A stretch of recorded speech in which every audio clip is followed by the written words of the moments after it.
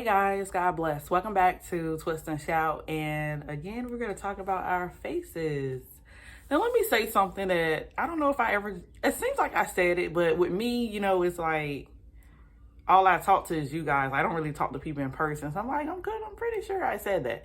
But anyway, if you don't know, I have moles, as I said in my last video, but I want to make it very clear. When I was a kid, I had like this one and the one right here that I keep tearing off, you can see. And I had this right here, because there is this thing going on like between beauty marks and moles. Like people consider this beauty marks because it's flat, and consider these moles because they actually stick out, when in reality they're all moles. If you did not know that, like they're all just a cluster of pigmentation, and they either rise or they're flat.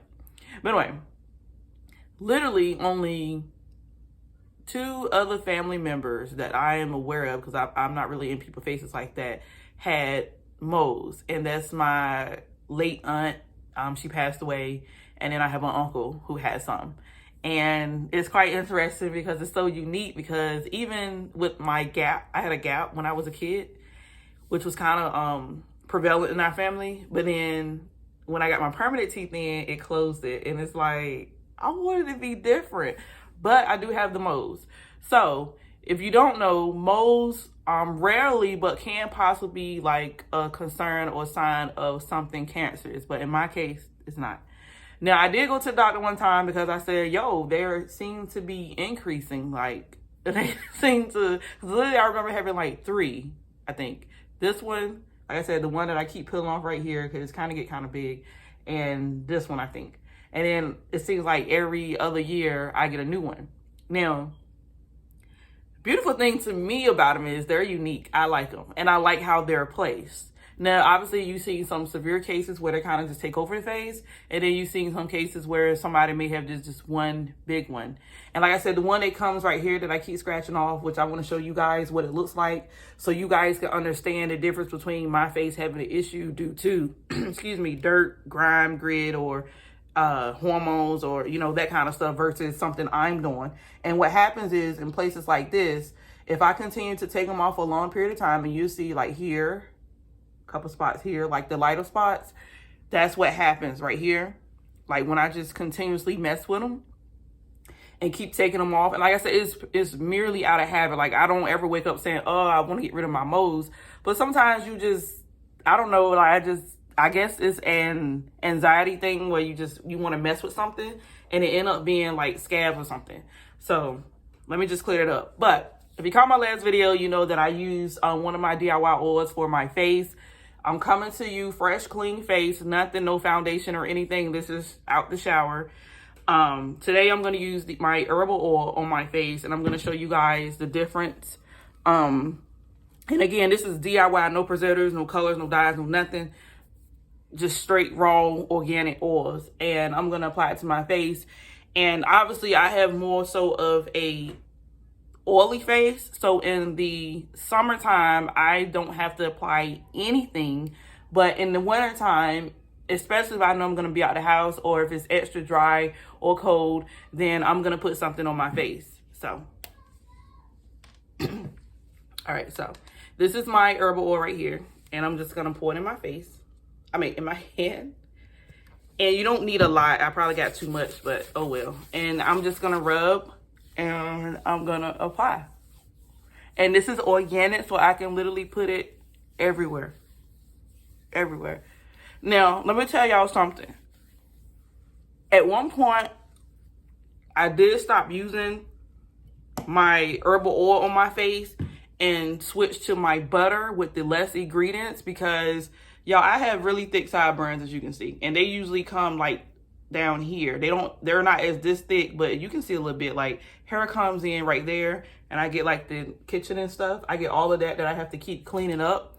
So what I stopped doing was using this, because I noticed that it would increase the speed in which I had to cut this stuff off. And it's like, I'm not about to be looking like Wolverine. Like, no. So that's why I switched to making a butter. And although most ingredients that's organic is going to help increase hair growth, we know that this right here is it. This herbal mix with henna, brahmi, shikakai, aloe vera, neem, black seed oil, this will grow hair from nothing. We know this. So be careful with using it on your face or any areas that you're prone to be hairy with anyway, because you're going to look extra hairy. You're going to be like, what is happening?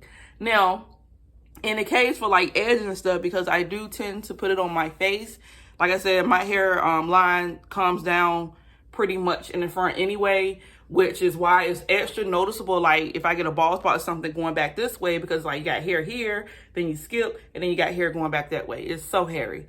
But once again, I just want to show you guys before and after what my face looked like when I actually put my oil on my face.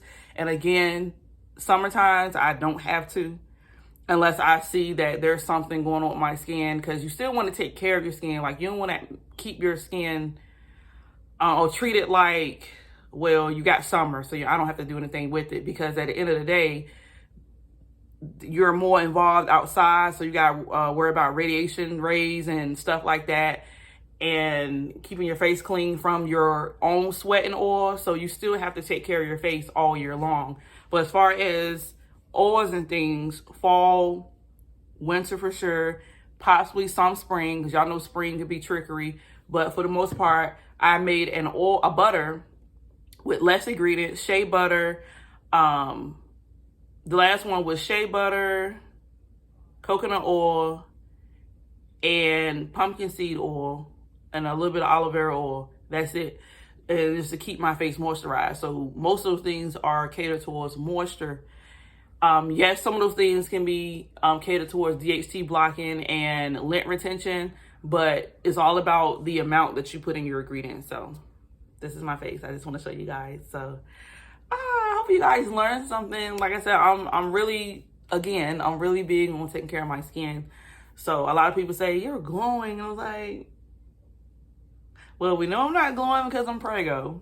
And we're not glowing because I just recently got engaged to something. I've been married for a while. So I'm taking care of my skin, and you should too. Like, I'm not big on self-boasting and that whole movement, that new age stuff where, oh, be the best you and elevate you here and try to get you as close to God in that type of elevation as possible. I don't believe in that. I believe God is where he is, and we are to strive to be Christ-like, but we are not gods. But I believe that God gave you your body to take care of. Like, he didn't just say, here's a body, and you don't ever take care of your skin, you don't ever take care of your hair, you don't ever try to look decent, because if you're a representation of Christ, you need to look decent. Modesty inside out, like it needs to reflect. So, but anyway, I didn't come to preach. All right, so I'm gonna let you guys go. I love you guys. God bless. Take care. Bye.